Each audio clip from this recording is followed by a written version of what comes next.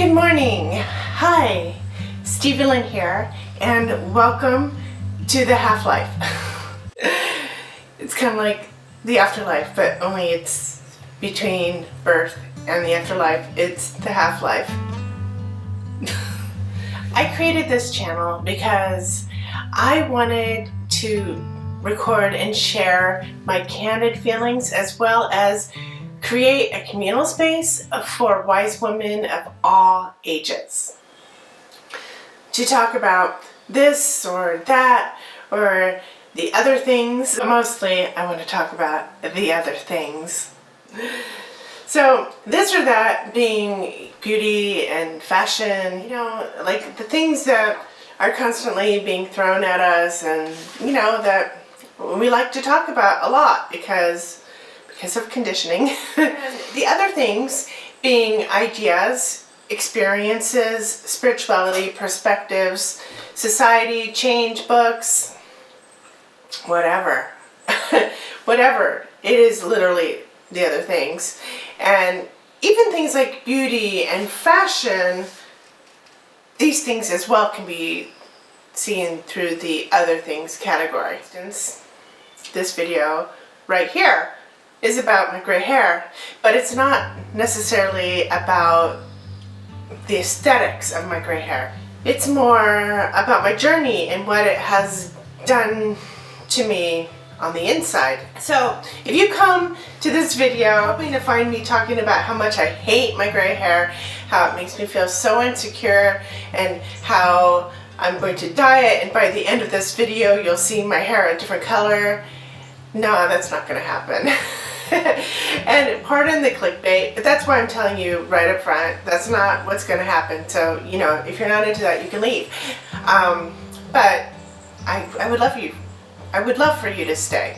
This video is more about how allowing my hair to go natural has transformed me over time. It's taken me on a journey, and I have gone through many different states of mind, which I lovingly refer to as roadside attractions, or stops along the road, because not all the stops along the road are attractions. Some are truck stops. So, some are flat tires.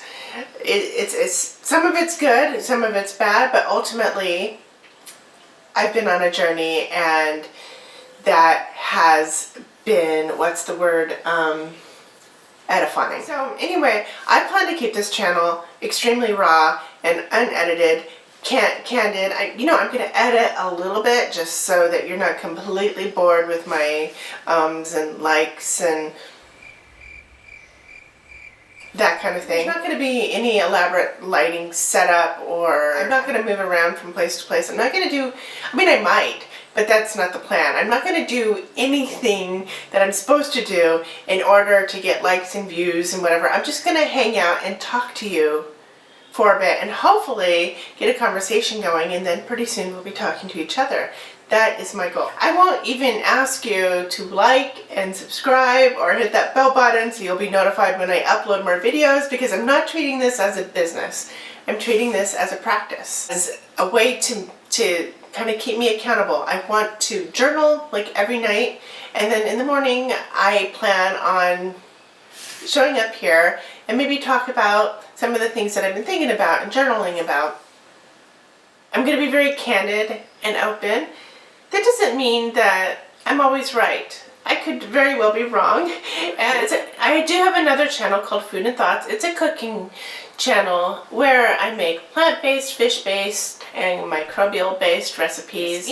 Breads, ferments, beer. I'm going to be making beer. Like some of the hard stuff that are not really, things that are really hard, but in our minds we think it's hard. I think mostly because we buy them from the store already packaged up, and we just think, well, if the store produces it in like big factories, it's going to be hard for us to produce it in our little home. But well, that's not true. So it's that kind of thing. And also, fermentation is so fun. It's like having, livestock in your kitchen, but you don't feel bad about eating it.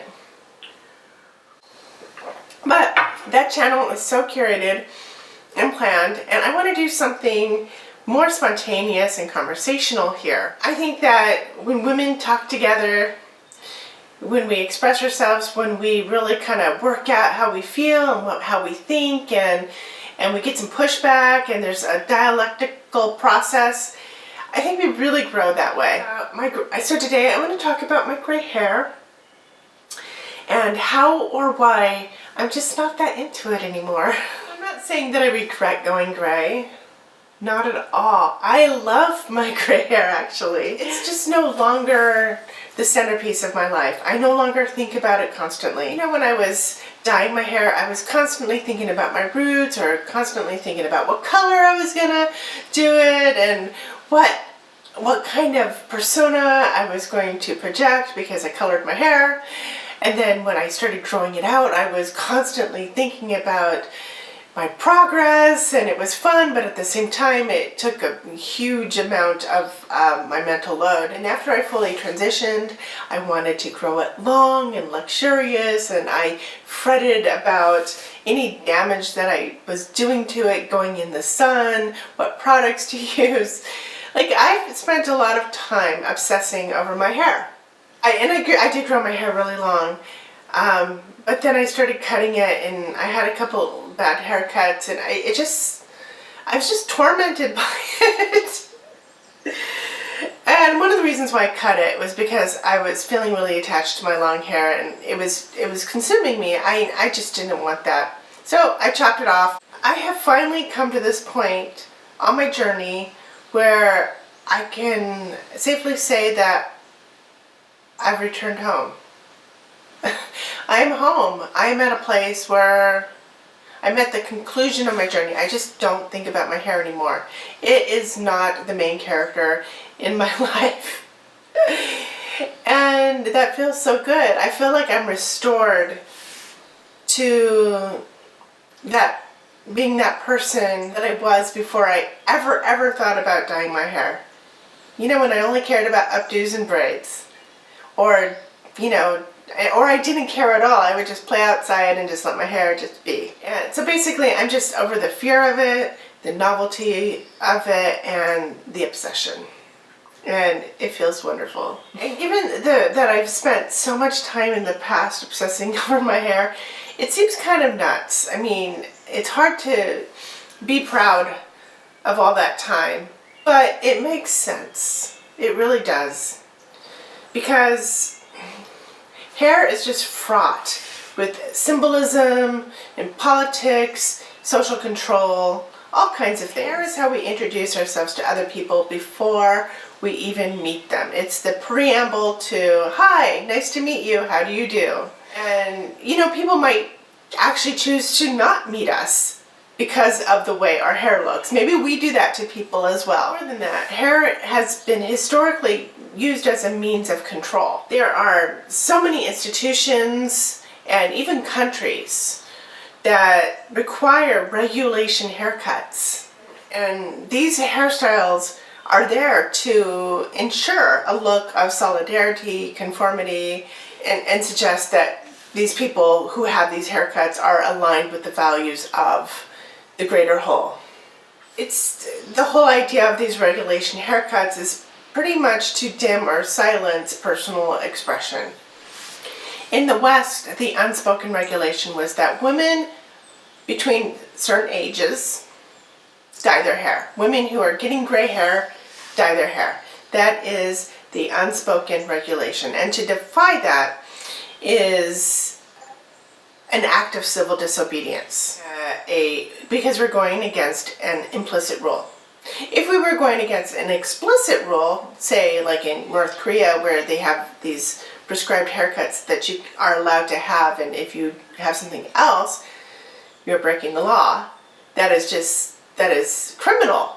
But we're not criminals, we're civil disobedience. But in some ways, we are treated almost the same. Or it's not that we are treated almost the same, but there's a risk of being treated almost the same as criminals. So it's a big rebellious act to choose to not dye your hair anymore.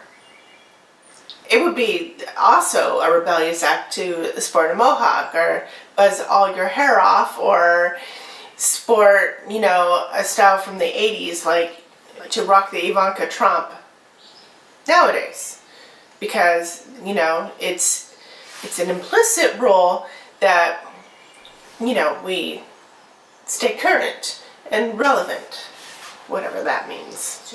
To rebel against these regulations is an act of civil disobedience, and it's kind of a power grab.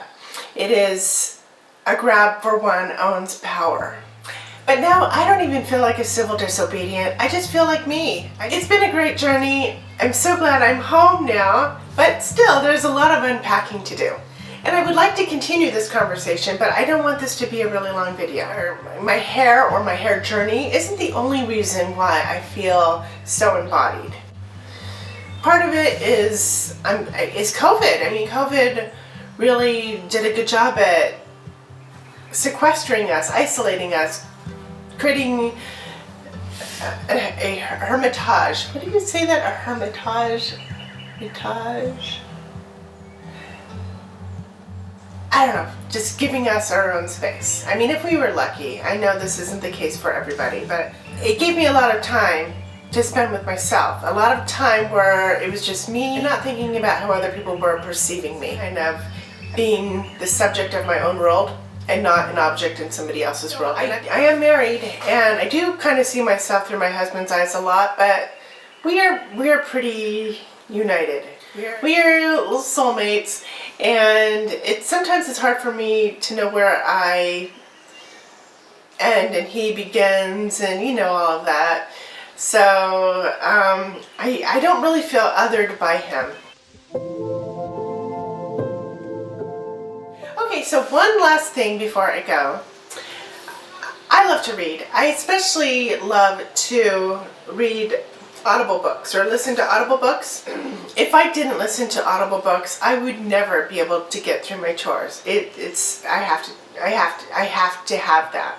And I especially love novels about witches and vampires, like humanistic horror stories or gothic, not necessarily romance, but just gothic novels in general where there is a underlying psychological current.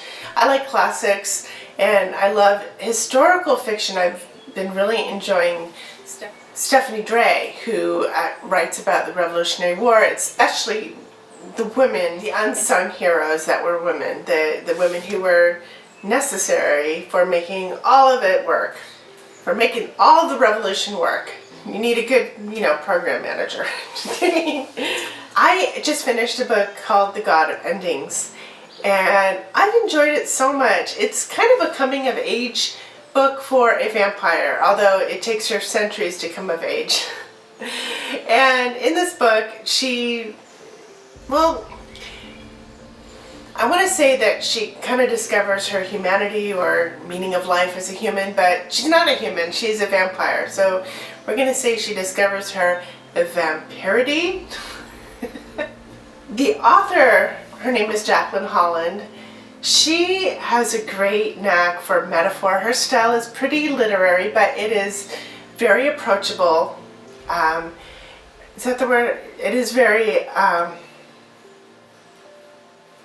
yeah, her style is very literary, but it's approachable. Like, you know, you get into it right away. And the protagonist is, I don't know, I loved how creative and socially adept she was. And I guess, you know, if you spend hundreds and hundreds of years with humans, I guess you probably get pretty good at psychology. Anyway, I really loved it, and I recommend it. I really recommend it. And I'm wondering, is there a book that you've been reading lately that you would recommend, or something that you've read in the past that you really, really love? Why don't you share that with us in the comments below, so that, well, I would like to know what to read next. So that would be really helpful. Okay, well, I am going to leave you for today, but I'll be back next week. I'm planning on doing this Monday through Friday. It's Monday, so thank you so much for joining me today. It really means the world to me, and I can't wait to do it again. Bye.